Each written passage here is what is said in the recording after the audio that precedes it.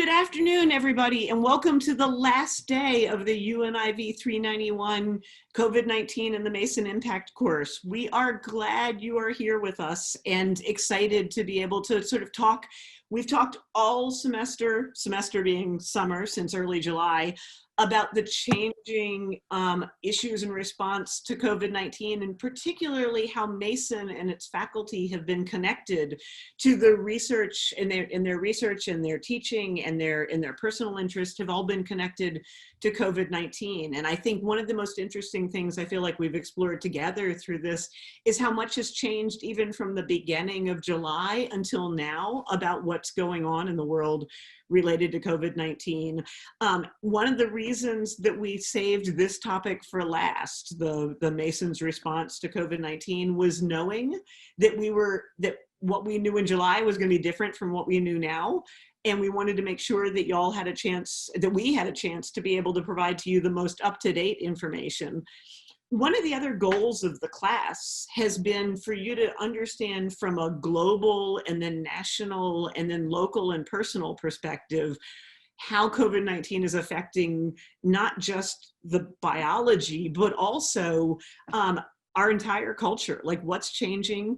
We've talked about the workplace, we've talked about the economy, we've talked about politics, we've talked about the rapid development in healthcare, we've talked about mental health, that we've talked about social services. So to be able to see that this epidemic, this pandemic, has changed not only for a little bit of biology, but has actually changed the way we think about a lot of the fabric of what we do. And that Mason's faculty are clearly engaged in a daily basis in learning about it, contributing to that knowledge, and every day trying to make an impact, like trying to make the world a better place. And one of the things we wanted to do with this course was also let you see how you can have an impact, that coming to Mason gives you an opportunity to be directly connected to these faculty and these questions, and that you play a part in being able to, even on a daily basis, being able to help make the world a better place by not transmitting the virus, by being a part of the response, and by being able to study it. And so we're really excited to be able to talk to you, and with this sort of wrap up today, about sort of what our response is going to be, how do we make those decisions, and how you can make a difference, have an impact as a part of it.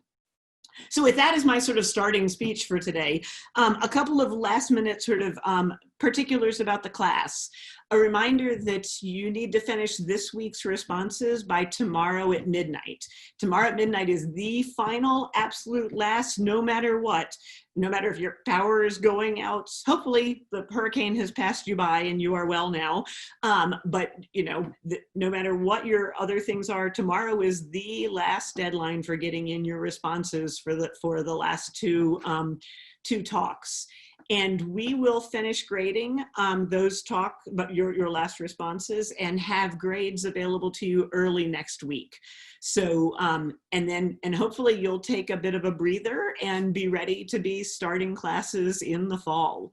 The other thing I wanted to do is just begin by, I wanted to share a video with you that is one of the informational videos we're using on campus. Many of you have completed, most of you have completed, hopefully, the return to campus plan that we posted for you. If you haven't, you absolutely will have to if you're coming back to campus.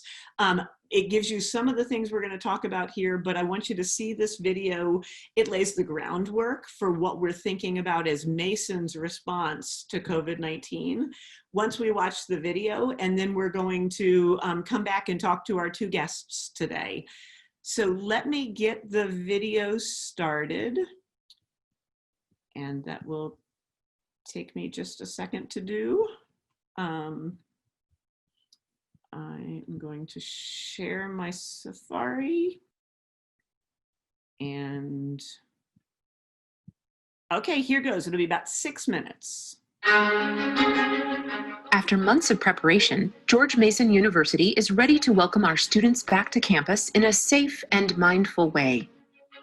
We're committed to our priorities of supporting the well-being of everyone in our community and continuing to provide the university experience that our students expect and deserve.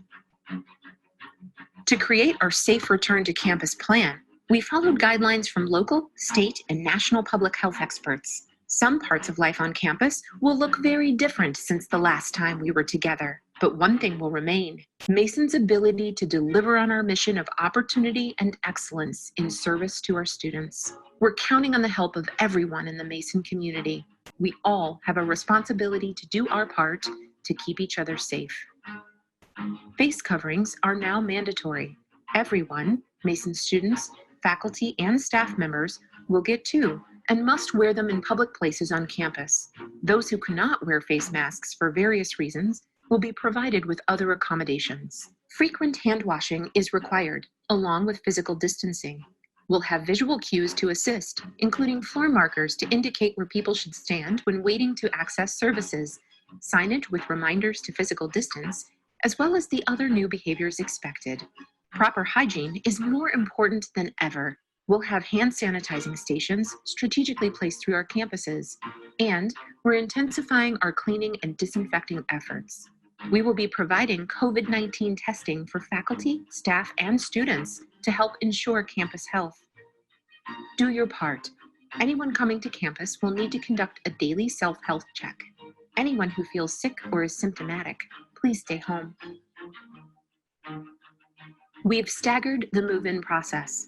We're extending the move-in period and staggering when students living on campus will be able to return. We're reducing density in our residential student population by 25%, and most on-campus students will live in single rooms. Welcome to Mason events will be hosted in primarily virtual formats. We're committed to providing our students access to Mason's tremendous faculty and high-quality instruction, regardless of the setting. We know that lots of students like to learn through face-to-face interactions. While the majority of our classes will be virtual, many of our students will also participate in classes on campus. We'll configure classrooms to allow 6 feet of distance between students and 10 feet for faculty. So classrooms will look a little more spacious. We'll offer many classes online, which can be just as effective and more convenient. And there are classes that will be offered in a hybrid mode, with a combination of online delivery and some in-class activity. In order to provide the best possible instruction, many classrooms are being equipped with technology enhancements to address different modalities and auditory challenges. And yes, everyone will have to wear face masks in the classrooms, which we know may be challenging for some students and faculty, but our commitment to health and well-being means we will overcome this challenge. Several of our dining locations will have grab-and-go options. For those wishing to dine in, we're requiring reservations, and we're also spacing tables 6 feet apart to ensure enough distancing to make it a safe experience for everyone. Students can still visit with their friends, but no more than 4 people can sit at one table, and we're cleaning tables and chairs after each use. The Mason experience isn't just about the classes, it's the community. We'll make sure students don't miss perks of campus life, even with new physical distancing requirements. Events will be limited in size, and all attendees must be seated, following the protocols of our state and health officials. Students will have access to a large number of virtual events as well. Student organization event planners are required to take event management training. Our recreation, aquatic, and athletic facilities will be open, but with added safety protocols in place. Some sporting events will still take place, but audiences will be limited. Learning online doesn't mean learning alone. All of our student service offices will have both virtual and in-person hours available. And new patriots will have a success coach and an academic advisor to help smooth their transition to Mason.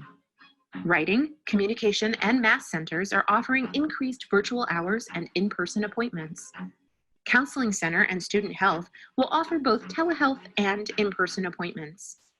No matter where our students are, they'll have access to the help they need.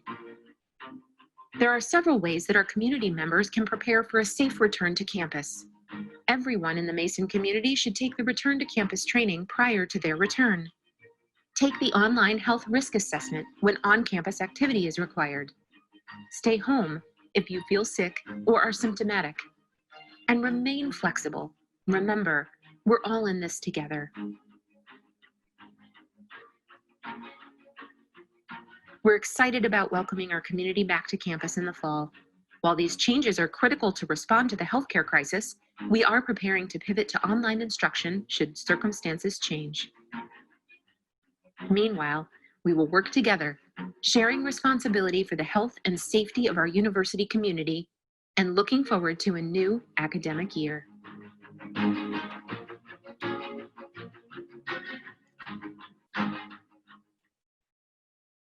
Excellent. So I love that as a beginning for what we're going to be doing for the semester. I'm really pleased to be able to bring two of our campus members who have been really important in helping plan our response to you today. So our two guest speakers, and we're really not going to do so much of a talk this time as a question and answer session. Our two guest speakers, Julie Zobel. Julie is the Assistant Vice President for Safety. So let's make sure I get this right. Safety, Emergency, and Enterprise Risk Management. Did I get it right there? It's a mouthful, you got it. It is. And Dr. Lisa Park. Lisa is the Executive Director of our Student Health. Lisa, I got that right too. And so, you know, these two women have been working, I would say, every minute of every day since probably February, when we first started thinking about what to do, even maybe before that, as we were thinking about how, because Mason has a Korea campus also, thinking about how we were responding for all of our campuses and how we were going to keep our campus safe and still ensure that our students got an opportunity to learn. And I am really grateful to have the opportunity to work with them. So we're going to talk today. I've got a few questions for them that are general kinds of questions. And then I'm going to lead, and I will actually help answer some of the questions that come in through the Q&A too, because I want to be able to help make sure that y'all, having this whole background of what we've talked about, have the answers to your questions and know, I think one of the important things I think I'd say, and that they will echo this, is that there are things we know and there are things we don't yet know. This is still a fluid situation. The end of that video talks about being flexible. We are still responding. We learn new things every day. So we are still responding as we do. So we're giving you the best information. The other thing is neither Julie nor Lisa nor I make the decisions entirely. We have a cabinet with the president that makes the decisions for the campus. And so you know, both Julie and Lisa are doing all they can to be able to make the campus a safe place and make recommendations to leadership specifically about what we're doing. But know that they're not the ones who are saying, oh, I'm sorry, you can only have one person per dorm or anything like that. They are making recommendations about how to keep us safe and still continuing to do what we do. So with that, I'd first begin by asking you both, when you make all these recommendations, right, to be able to keep the campus safe and keep us learning, what kind of data are you using to be able to do that? Like, where do you get resources or support for the decisions you're making? So, do you want me to start, Julie? Yeah. Okay.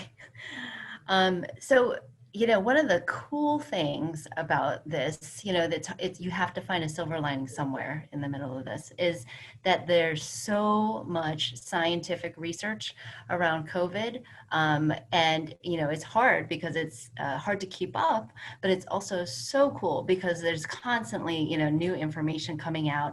And the critical thing is how to interpret it in a way that makes sense, you know, for the patient and for the community. And so, you know, basically I draw upon, you know, medical research, consensus documents, such as from the Infectious Disease Society of America, or, you know, emergency physicians, you know, people that really are on the front lines in the hospitals, you know, making decisions that affect patients, as well as you all know, CDC and WHO. So kind of, it's not like a one person team at all. You know, I draw upon the other providers that work in student health. There's a couple other physicians that have been really, you know, my partners in this effort, as well as nurse practitioners that, you know, their day job is taking care of you guys, of patients, but also they can help kind of comb through all that medical literature and really make sense of what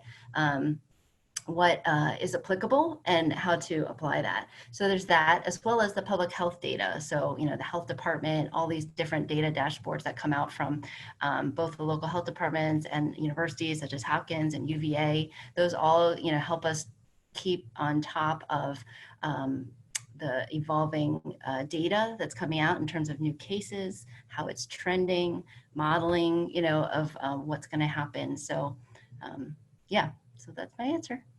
You're I bringing would just all the add to that, Yeah. if you don't mind.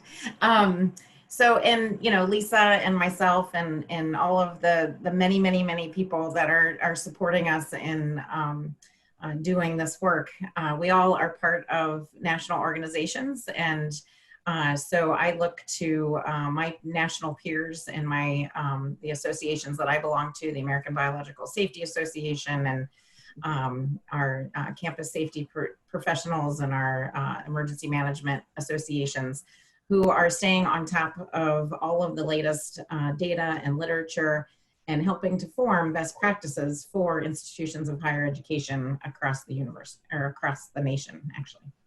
And I say from the academic side, there's a whole group of associate provosts, people who are in charge of undergraduate education at research universities, and we're all in daily contact with each other too about how to do academic planning for where we are. I think being a part of a community of this is really important for yeah, and I think in higher ed more than what I suspect in other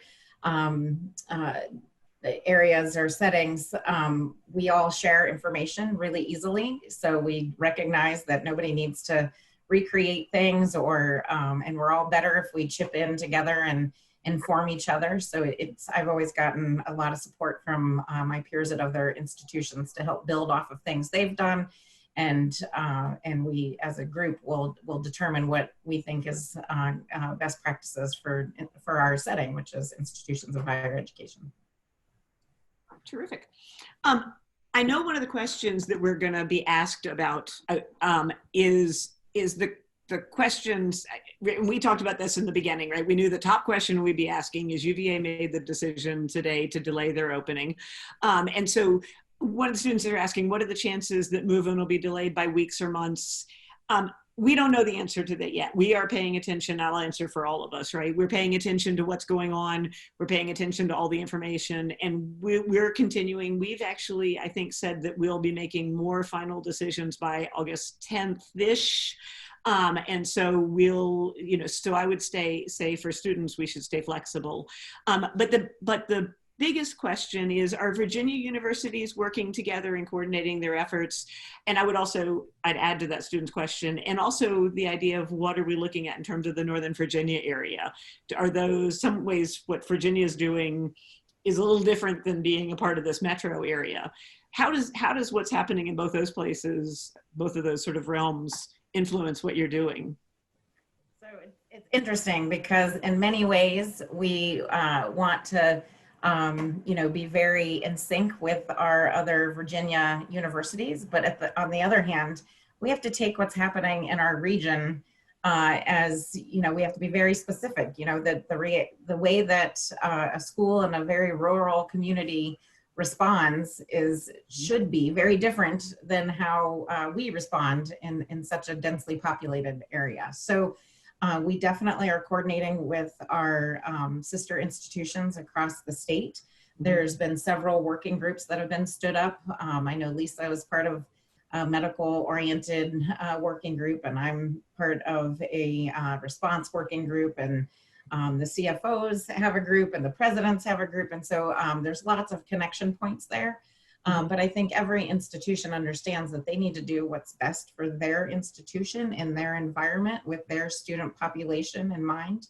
Right. So while we do like to benchmark against each other, I would say that our responses are much more driven by our region than they are the state as a whole. And Dr. Park can let you know where Northern Virginia is faring from a public health standpoint, and how that differs from other parts of the state. But that really is our driving factor, is that for something like a pandemic, you really have to take your regional conditions into account when you're making decisions.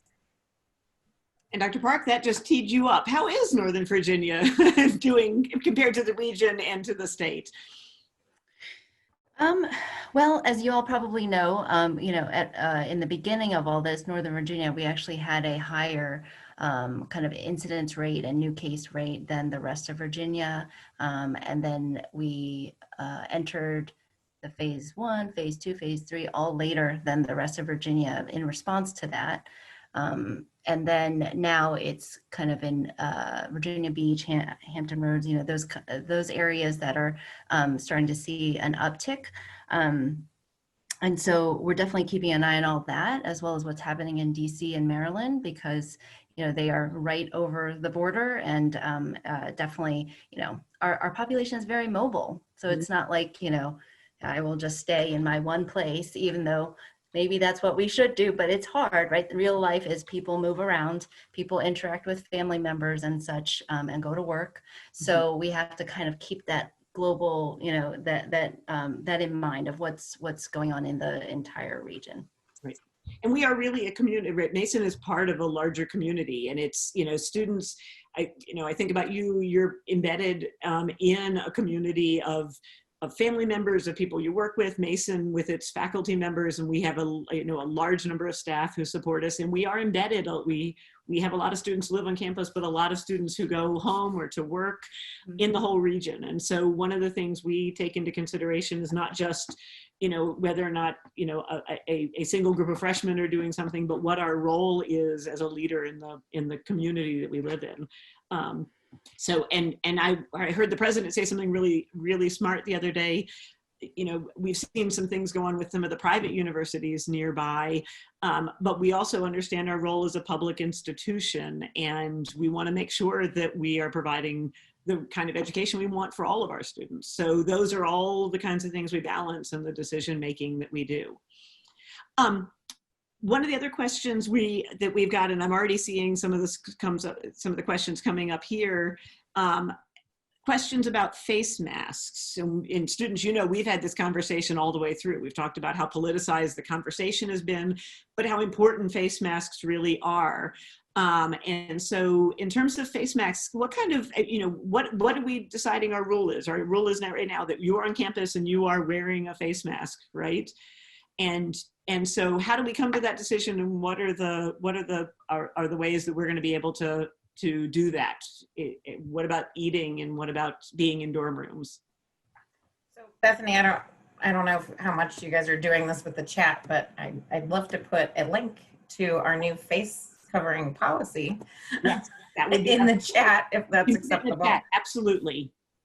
So this is a relatively new policy that's come out, and it has all of our details spelled out in it. And so when you check that out, you'll see that there are some exceptions, but for by and large, we want people wearing face coverings on campus. There's a lot of data that shows the efficacy of wearing face coverings. And so while we're trying to take real life into consideration, because there are some times where it's not doable or not appropriate, or maybe an individual has a specific reason why a face covering is not going to work for them. We take all of that into consideration, but by and large, we do want folks wearing face coverings as much as possible on campus. If you go to the policy, you can see that the exceptions are when you're eating and drinking, and when you're outside and you can maintain 6 feet or more distance. Those are just some examples. And obviously, if you have health conditions that preclude you from wearing a face covering, that is certainly understandable, although we do need students to be working with their university life folks in the Office of Disability Services under those conditions, if they need to seek an exception to the face covering policy. So, but otherwise, we're expecting in class the whole time you're in class. We expect absolutely anytime you're inside, anytime you are close to other people, crossing between classes, when you may be passing close to people, that we expect. So definitely in buildings 100% of the time. Yep. And then if you're outdoor and you feel that you can truly stay more than 6 feet away from from folks, then it would be appropriate to give yourself a break there. But definitely 100% of the time in buildings, unless you're eating or drinking. It's one of the things I see is I see a lot of people pull down their face masks to talk to people. I think from my anthropological standpoint, that's the feeling they have that somehow this is a barrier. And that's one of the things, I don't think people even think about it. And I think it's one of the things we're gonna have to be very careful about. Every time I've been on campus, I've been wearing a mask and it's worked out perfectly fine. And you forget after a while, but there is an indication, a feeling like you ought to do that. And that's not, in classrooms, when you're on campus, that you need to be covering your nose and your mouth all the time. Definitely a culture shift. I mean, the face covering is probably the biggest part of the culture shift that we're trying to help facilitate on campus. But yes, covering your nose, covering your mouth with the face covering, it's not working otherwise. Lisa, you and I were talking about the evidence that helps bring that, the kind of thing you get to be able to recommend that policy. What kind of evidence are you using to be able to support that? Yeah, thanks. So, I mean, there is good evidence from the outbreaks that have occurred, globally, in terms of, even if you look at countries that have uniform mask policies and laws versus ones who don't, the mortality rate of the countries that do not have consistent mask wearing policies is higher than the ones that do. So there's that. That's the ultimate kind of mortality is death, so there's that, as well as if you look at the individual clusters, the clusters of COVID tend to happen when people have indoor shared space, which makes sense because we know how COVID spreads. It's through droplets that are transmitted when people talk or sneeze or cough or, any of those things. And so face covering can help prevent those droplets from coming out and landing on you or, your grandma. So they're really, okay. Oh, I think someone is not muted. Okay. That's okay. It always happens. And it's usually me. So there's really good science behind it. There was a case of, there's 2 hairstylists that were positive for COVID, and I think they didn't realize it yet, or they weren't, their tests were still pending, and they went to work. They cut 140 people's hair, but they had their face mask on, and none of their 140 customers got COVID. They were all tested, they're all negative. Only those 2 stylists. Right. That, incidentally, one passed it to the other one because on a break, they took off their mask and they were talking in close, proximity. So we, again, have good evidence that this really, really does help protect your friends, your family, your community, just by this simple thing. And Julie's right. I mean, this is a culture change because in the US, we're not used to wearing masks, but if it's something that, can really protect the health of those you love and those around you, it's worth it. Yep, I absolutely agree. So yes, so we will be expecting and that students will be wearing masks in all those situations. So a couple of students have been asking, and I'll read them to you and we'll figure out how to answer them. One of the students is asking, so the New York Times article that we were talking about is that there'll be students who test positive even when classes are 100% online. And so, I mean, one of the questions is, are we going to be tracking students who aren't on campus and whether or not they get COVID-19? I'm looking at Lisa. I'm looking at you. I don't know if you can tell, because we do have this employee side of the house and student side of the house. And so Lisa's role is more in line with what do we do for students, and mine's kind of more in line for what we do with employees. But I will tell you that we're putting mechanisms in place to track positive cases in our entire community. So the risk assessment tool that was mentioned in the video, it's actually called the Mason COVID Health Check. So we have a more official name for it. And one of the questions that we'll be asking folks that are coming to campus and taking that health screener is, have you been tested or have you been, do you need to report a positive case? So some of these details are still being worked out, which is probably why Lisa and I are looking at each other. But it is our goal to have definitely accurate and up-to-date information for anyone coming to campus, But there's a large part of our community that isn't going to be coming to campus because maybe their schedule, it happens to be all online, or maybe they're a faculty member who's teaching all online, or a staff person who doesn't need to come and access their office very often, if at all. So we're trying to figure out how do we have up-to-date and transparent reporting when there is a significant portion of our community that won't be coming to campus. So we really are focusing on that on-campus population, because that's what we need to be aware of, so that we can help mitigate the spread of the virus, and that we know about where the virus is, and we can put mitigation actions into place. So that's a really long-winded answer to say we want as much information as we can get. Makes total sense. But that actually leads to one of the other students' question is, if a student does test positive, so the student wrote, what will happen if corona cases start to break out at Mason, or when? How will it disrupt classes or housing? And they also asked the question, and I'm gonna tell everybody, the question is, will Mason switch to all online classes? If the health situation says that we have the ability to switch to all online. That's not the plan right now, but we have the ability to be able to do that. Maintaining flexibility is one of the most important mitigation things we've got to keep everybody safe and keep you learning. So I'm not going to ask you all that question, but the question is, if we are, the people are in class and someone tests positive, what is our strategy right now for that? So I think the short answer is it depends. Because it depends on kind of, when that person was on campus, who they were in contact with, were they wearing a face mask, were they, within 6 feet, what is their role, are they an athlete versus were they just sitting in a lecture hall and they were spaced out, so it's hard to give a specific answer to that. And what I will tell you is that, we will consider each case and think of it like that. So we will, talk with the health department, student health, if it's students will be involved to determine the appropriate action. And actually, Julie and I meet with Fairfax County Health Department weekly, and we are talking through these very things, like how kind of scenario planning and what will we do if.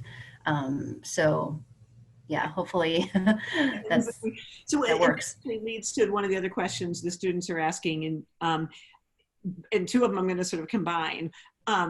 Students being able to come, right, we're porous, right? And so students are asking about, will they be allowed to go home for the weekend, or if they're doing limited travel community service, on campus or off campus jobs. So I know we're testing students before they come to, if they're coming into the dorms, right? They're having to do a pre-test. What are we doing sort of along the way to be able to check about whether or not students can move in and out in that sort of fluid way?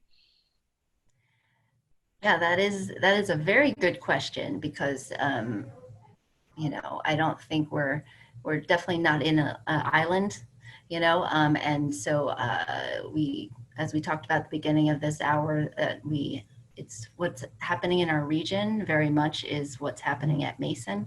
And I think that the best what we can do and where we need your help with is those basic preventive measures, like wearing the mask, so that even if you say you went to work and you work at a grocery store and you did get exposed, but you don't know yet.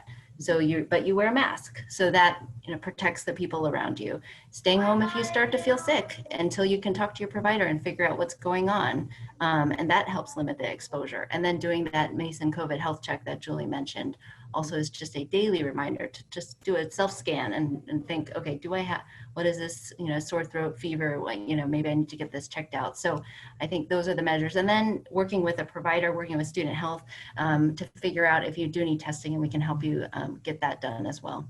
Excellent. And somebody's asking how many COVID cases are currently associated with Mason Nation. I don't think there are very many right now, but I know y'all are tracking that. Yeah, so that's another interesting, good question. So we currently have systems in place to receive self-reports from employees, from contractors, and then students. So if they report to the university saying, I have COVID, that's how we know. The other way we know is through student health services. So if we do a test and it becomes positive. So all that is to say that there may be more cases than we know about, but the ones we know about, we do report to our emergency operations group, the planning groups, the leadership, and what I know of right now, okay, Julie, you're gonna have to make sure I'm remembering right. There are 18 contractors, 20 employee student, 20 employee cases and 29 student cases, all of which are not on campus and none in residential halls, but that's the current count. So those numbers are small. If you think about our population, our total population, which is 30 to 40,000 with faculty and staff. So those are the ones we know about. Right. Yes. So, and we hope to keep that down by being able to make sure we continue the mitigation strategies, that when people come on campus, they practice, because y'all are, I see students are reading the article, and you see that the kinds of behaviors that were reported in the Washington Post this weekend, the going to parties, the sort of playing sports, close contact sports, those are the kinds of things that do spread and that we're trying to mitigate that those are not, but those also take your responsibility to make sure that you're not doing those things. You are wearing the masks, because it's some of the smaller things that can keep people safe on campus and keep that from happening. I think we know the answer to this. Will we be allowed to visit people in dorm rooms? Are we allowing people to bring visitors to their dorm rooms? I don't Not outside visitors. Yeah, not outside visitors. And one of the students is asking, what about if they're in the same floor? Can they visit each other in their dorm rooms? I don't think there are any restrictions as long as you wear a mask. Okay. Julie, do you know? Okay. That's what I think too, is that if you're already living in the residence halls, then we know you're going to be around each other to some degree. And as long as you're still physical distancing, still wearing a mask, and still washing your hands. And if you have symptoms or feel sick, you're not engaging in any social activities. So we have 5 main points that we've been trying to make sure everyone's aware of. Do you mind, Bethany, if I go through those? Go through them. We've got the video to watch it a little bit too, but do well, and they were already on the video, but it's, repetition is really good. So it's the, taking the screener every day and doing kind of that self-assessment, staying home if you feel sick or if you have symptoms, constantly, washing your hands, wearing the face covering, and physical distancing. So those are going to be really important in the residence halls in particular.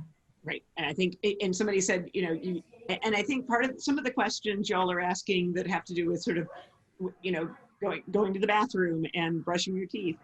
You also need to be smart, right? You probably don't want to be brushing your teeth next to somebody at the same time they are, right? But on the other hand, we prefer you brush your teeth at some point. So, so please do brush your teeth. Just be thoughtful about sort of not just what the rules are, but about what the goal of the role is, right? You want to make sure that you're 6 feet apart. You want to make sure you've got a face covering, that you're not in confined quarters with with other people, breathing the same air as them for extended period of time. So when you're thinking about it, it's not just what the rule is, but what the goal is of what we're trying to do, and use that in your decision making when you're doing things.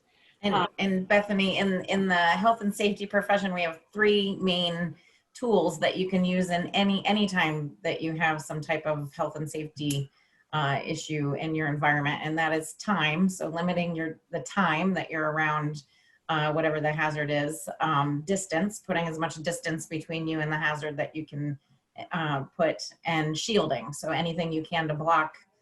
So the face mask is a perfect example of the shielding. And so those 3 things would be things that we help our researchers employ when it comes to radiation safety and biosafety and chemical safety. And they're just 3 tools that people have available to them no matter what the hazard is.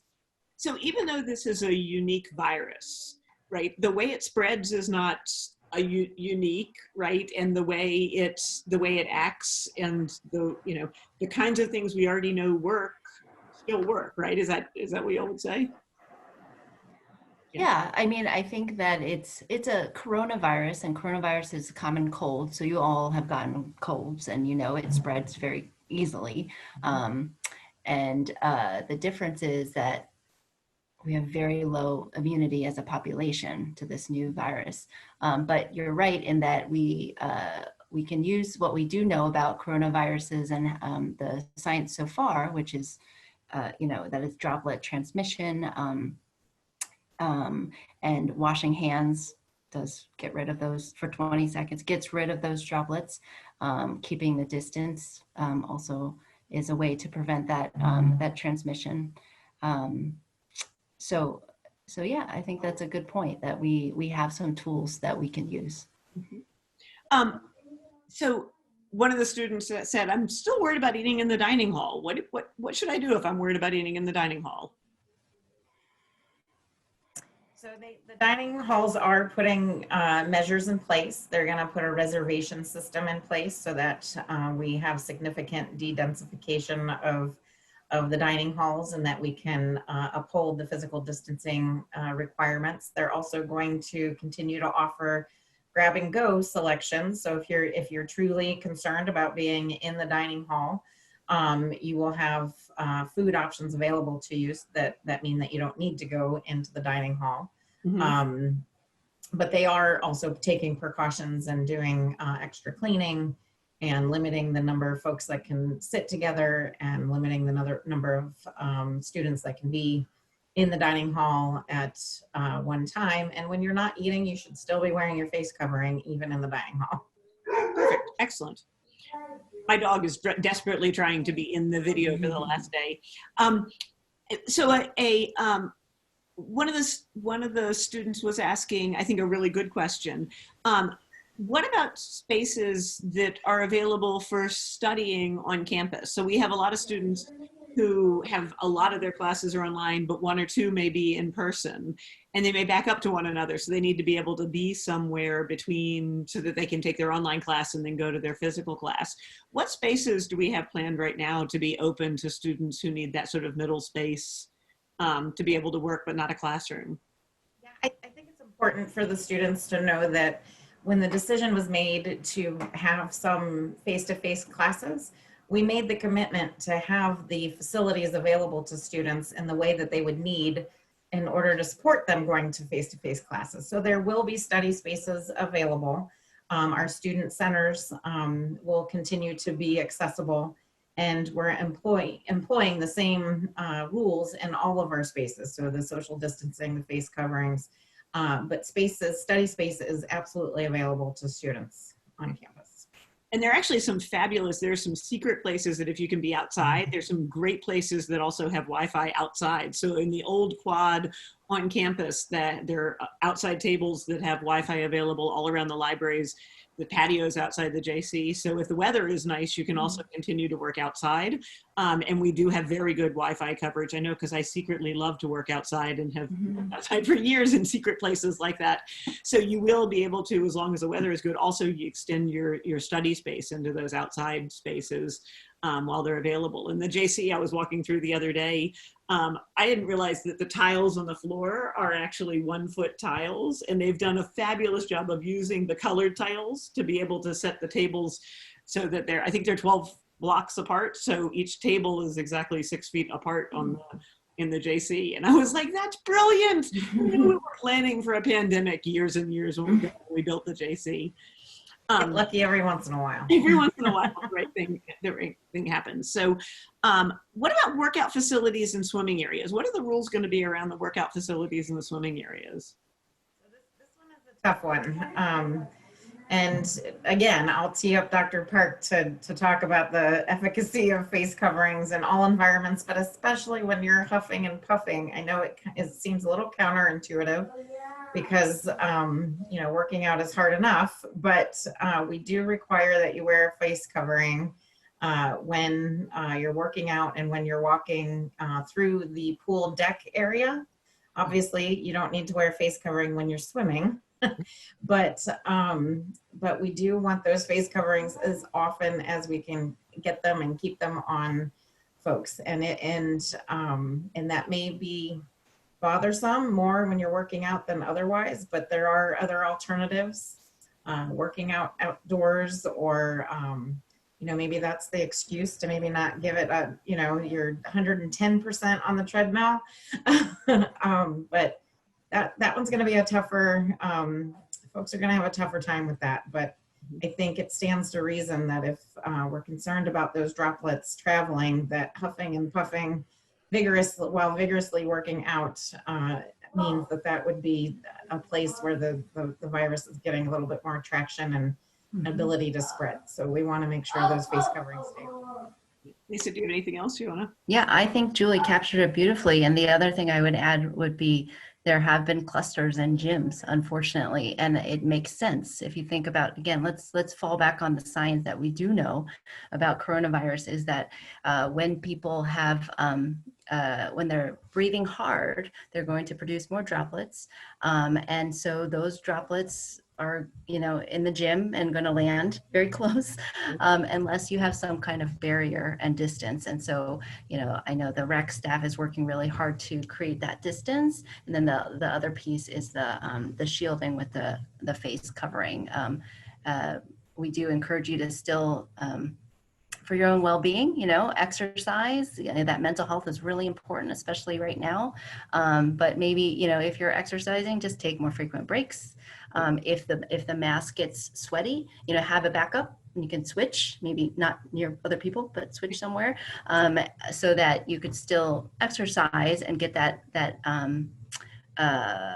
what's the word, support for your well-being. However, but also not transmit the virus and protect the people around you, basically. I have both hiked in a mask because it was crowded, and I've ridden my bike all along the Mount Vernon Trail, which is, I didn't think I'd be wearing a mask, but it was crowded biking along the river, even on a hot day. And I wore my mask and I did not die. It was perfectly fine. You get used to it pretty quickly, actually. So, so I think it's a totally reasonable thing to be able to ask. And if you want to stay healthy, staying healthy means not only doing the physical work, but also protecting yourselves. A couple of questions I see students asking that I think I can answer in here. One of the questions students are asking about, how do they know if they're taking an online class or if their class is in person? I can answer that. If you go to Patriot Web and look at your student schedule, there are several kinds of classes that are happening. Some are entirely online, and they'll be listed as asynchronous classes, and they won't have a time listed with them. Some are listed as DL courses, but also have a time. Mine in the fall is one of those. So there'll be online meetings for the course at a regular meeting time. So you'll have a time on your schedule for those. And other classes have a room assigned to them. The ones that have a physical room assigned to them will be classes that are in person. And so you can click on the information. You can click on it on your phone too, and you'll get more information about when and where.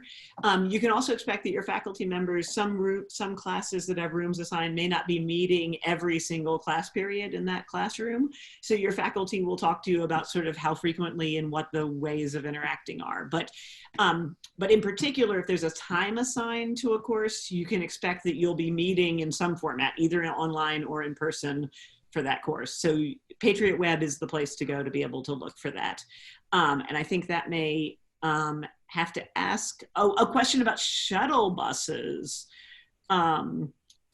I know that we are still running some shuttles, but I think we're with much lower capacity, right? Absolutely. And so we're going to have an operations website that we used to maintain. And it was taken down some time ago because we didn't feel like we needed it, but we feel like we need it again. So there will be an updated operations webpage that will have things like the hours to the dining halls and the shuttles, and even photo print services and various services on campus. But I believe that the shuttle schedules will be running on their modified summer schedule. just because we have so many fewer people that will need them and be on campus. But the shuttles are still running, and they're running in a manner to uphold the 6-foot physical distancing, and face coverings are required. Excellent. I also see students asking about textbooks and are they delivered to my house? The answer is yes. Right now, you can go to the school's textbook website and there's information there about how to get your textbooks. So a couple questions, like we've been answering all of these things, and students, actually, I'll stick around for a few more minutes after we're done and answer some questions. And you've heard my dog bark, so we promised a dog cameo in the end. But before we get to that, there are a couple things I want to do. First of all, I wanted to ask, you know, Lisa and Julie, y'all have fascinating jobs, right? Really cool, interesting, and sometimes Sisyphean, right? Hard and making hard choices. How did you get in your position? Like, what were your undergraduate degrees and how did you wind up working at Mason and doing this? Lisa, do you want to start? Oh, sure. Okay, so my undergraduate degree was in biology. Exciting. And then I obviously have an MD, and then I have an MPH as well, a Master's of Public Health. The second part of your, like, how did I get here? Yeah, like what made you student health is the area you want to work in? And so I'm an adolescent medicine doc, so that's a subspecialty. And so I was always interested in, you know, young adults, and so hence the college age population. Just in terms of just the opportunity, as you know, you all know, you're in this stage where it's so exciting. You're trying kind of figuring out who you are and what direction you want your life to take, making these big decisions. And so I loved that age and interacting with that age of patients. So that's why I went into this, that field of adolescent medicine.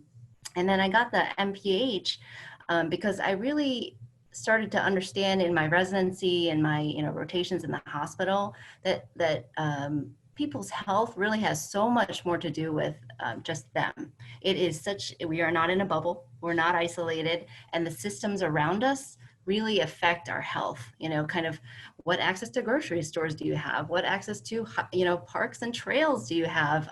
Do you have health insurance? So all of that is kind of the public health side of things. And so the systemic and systemic nature and systemic things that feed into our health really interested me. And I thought I could do a better job taking care of patients if I had that perspective. And all that leads to, now we're in a public health crisis. So it helps to have that, that background and really to see things in that light because, you know, we're not going to get out of this pandemic by just, you know, just me, Lisa Park, figuring out what I need to do for myself, really. Like, you know, the face mask and things like that is about protecting those people around us rather than myself. So we need to think of things like that, think of how one decision can impact, you know, a community. And so I think that my MPH, you know, helps with that and just helps me see that perspective and also helps me interpret the data in from that light as well as the MD that helps me interpret, again, as I was saying at the beginning, like clinically what makes sense. Like, you know, there's so much cool research out there, but how is it going to affect what I say to a patient or how my clinic, you know, is going to respond to this need? So you know, it's, I think both those things together help me make, you know, informed decisions and recommendations to leadership. And having worked and treated college students for this amount of time, does that help with sort of the idea of what you know students will and will be able to do, or what kind of messaging to be able to give them? Oh, yeah, I definitely think so. You know, that's, unfortunately, I haven't gotten to see patients directly in a while because of this role, and I'm more just on meetings. No offense to Julie, I'm often with Julie in meetings instead of patients, but definitely having that background. You know, I do really enjoy interacting with the young adult population, and I think that my patients have they've given me a lot of faith, actually, that, you know, they're trying to do the right thing, and as you all are, in this class learning about COVID, you're really trying to make informed decisions, that are guided by the information that you learn. So, yeah. Terrific. And Julie, how did you get to be one of the people making decisions about how we're responding to a pandemic? First, I just want to say that I think we're extremely fortunate to have Dr. Park. And the fact that she is both our medical expert and a public health expert in one person who can speak to both things at one time has been phenomenally appreciated, and just it's been really great working with Dr. Park and we are on the phone together at least around 4 hours a day. So so Lisa has been a great ally and partner in all of this, and having her both her expertise is coming through has been really great. But so I actually got my undergraduate, I have 2 undergraduate degrees, one in hazardous materials management. So I've been interested in gloom and doom for a long time. And so I have another degree in civil engineering and a master's in civil engineering. And then I went on to get my doctorate at Mason in biodefense. So I'm really interested in those hazards and how they affect individuals, and how we can help protect people and keep people safe from various types of hazardous materials and biological threats and those types of things. So it's not a huge surprise to me that I'm working in this role. It's a natural evolution to become an emergency manager with that type of a background. And so I'm not quite sure that we expected a pandemic to hit in the year 2020, but in my circles, timing is everything.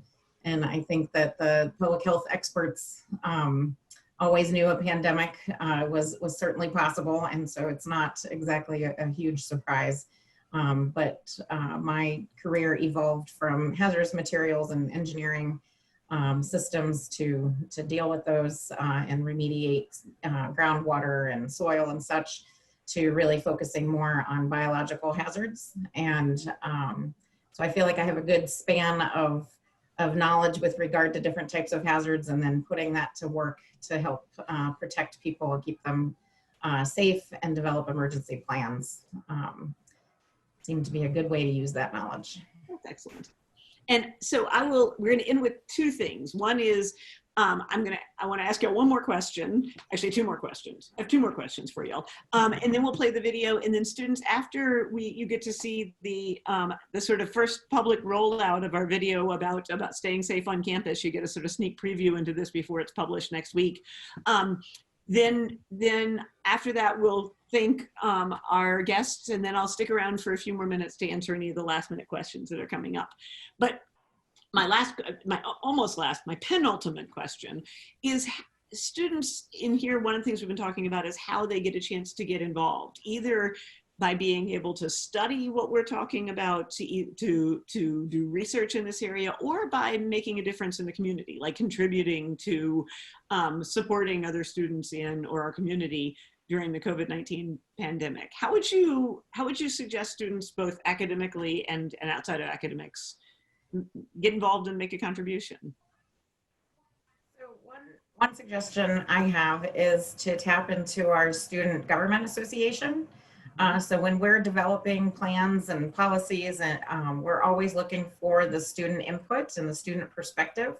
And so our first go-to is, Shelby is the student body president, and she spends a lot of time with us administrators on phones with us and calls with us, trying to help us out and make sure that we get the student perspective taken into consideration. And so I would say that's a really good way to tap into lending your voice to the process and to what's going on. Excellent. Yes, and Shelby actually has a cameo in the video we're about to show. So Lisa, what would you say? How could students vote? What would they study, and how else could they make a difference, have an impact? Yeah, I'll answer the second part first. So like we were talking about with face masks, the culture really is so important. And one thing we've seen is that behavior really drives this pandemic. When people kind of do, the socially responsible thing, keep their physical distance and wear their mask and stay home when they're sick, the curve is less and it's flattened. But when people come out and they congregate and they go to bars, then it goes up. It's, it follows what we expect as scientists. So just, being part of that kind of culture of adherence and a force for good and encouraging others around you to do that, I think is a huge thing that you can do. That will really shift the pandemic and shift that curve and make it flatter. So that's what I would, encourage you to be a part of, that just the force for good. In terms of what you can study, one other thing that this pandemic has highlighted is the health disparities.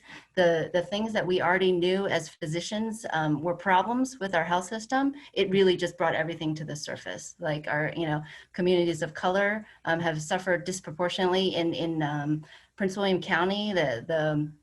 Okay, I hope I get the statistic right.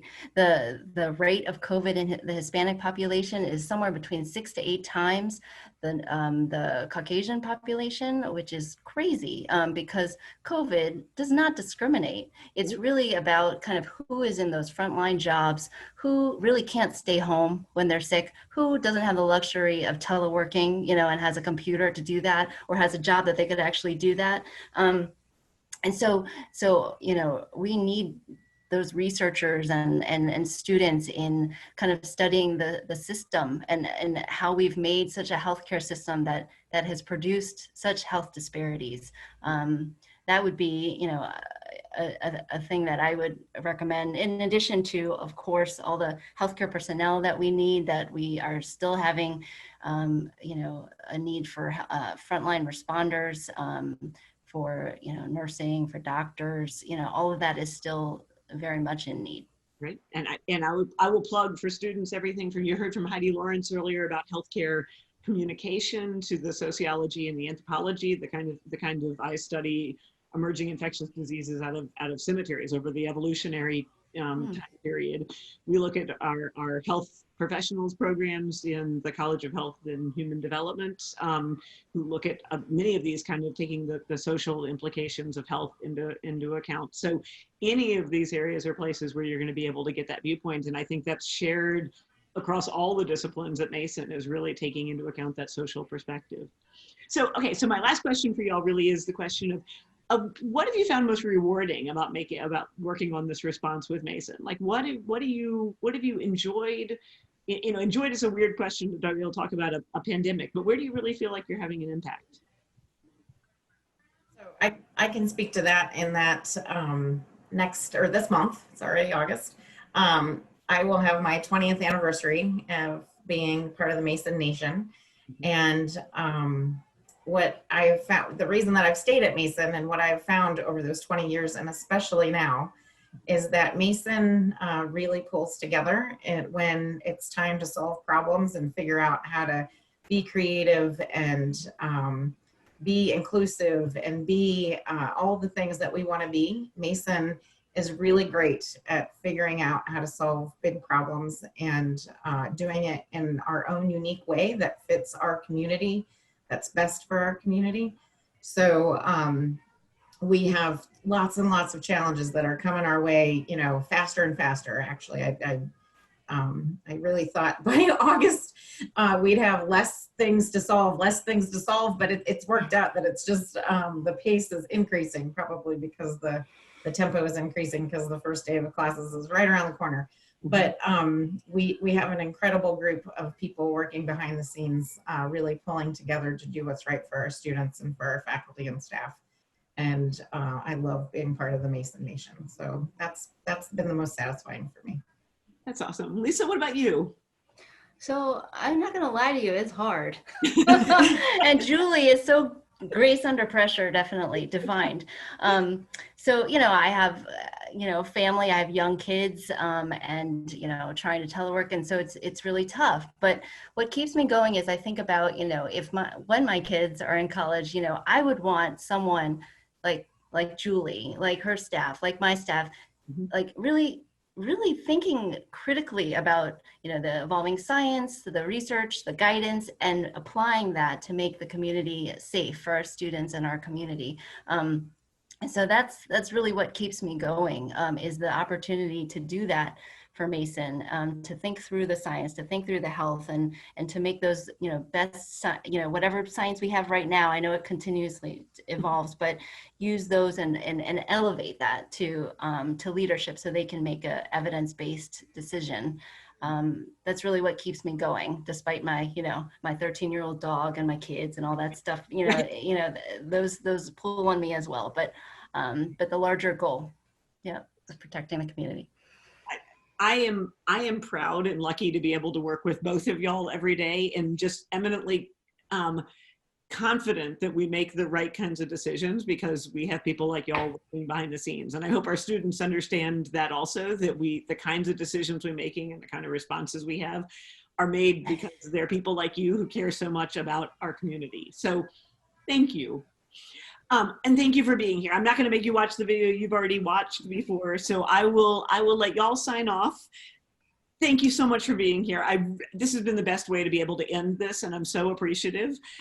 Students, I want you to stick around, watch the video. I'm going to say a few things about the class afterwards, and then I'll stick around for a little bit longer to be able to answer questions.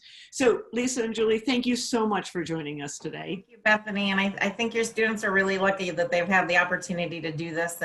And we're happy that now we have a whole cohort of students that got the scoop and understand what we need this fall. So thanks so much for the opportunity. All right, thanks y'all. Thank you. Now I will figure out how to play the video.